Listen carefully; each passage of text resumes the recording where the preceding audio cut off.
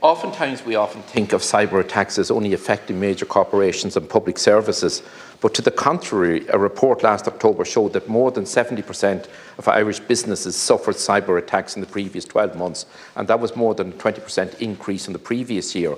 Cyber security and protection of IT systems, data systems, communication networks are vitally important to the economy and all of society. The trend towards an increase in the use of digital and cloud technologies in both the public and private sectors has been underway for some time. As we all know, however, COVID-19 has accelerated this trend, transforming much of how we live and work. I raised with Minister Harris previously the need to have the trained personnel and indeed infrastructure to protect these systems. The risk of failures in cybersecurity can lead to massive disruption to critical infrastructure.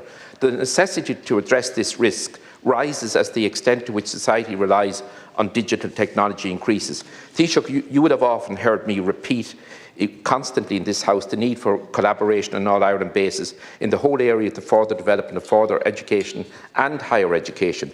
Maybe with the evolution of new cyber programmes, we should be looking at it in the all-Ireland context. There is collaboration at further and higher education level, but there is always scope to do more. And on a visit to the College of Further Education in Enniskillen, I know they have a very modern course in cyber security, and that's the type of course we need to be replicating in our own jurisdiction. Thank you, Alas Cancora. Just in relation to the National Cyber Security Centre, that's situated in the Department of the Environment, Climate and Communications.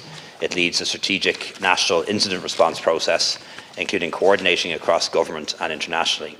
It works closely with Garda Síochána and the Defence Forces, both through personal secondments and continuous and joint working information sharing. It also maintains close contacts with a range of private sector enterprises in the state and third level institutions here.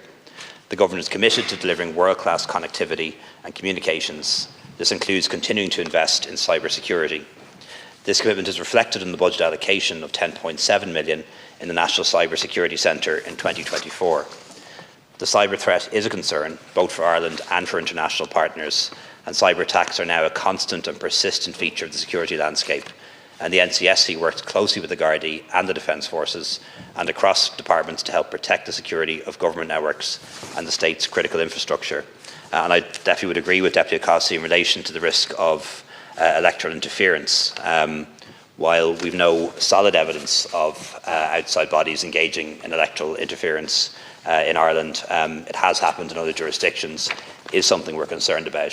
It's not necessarily that malign actors would want to change the result of an election or necessarily affect the result of a vote. But we do believe that, from experience in other countries, just creating disruption in any democracy is to their advantage, and we have to watch out for that. The Electoral Commission is being given the powers to deal with it to the extent that we can, and we need to make sure that's properly resourced as well.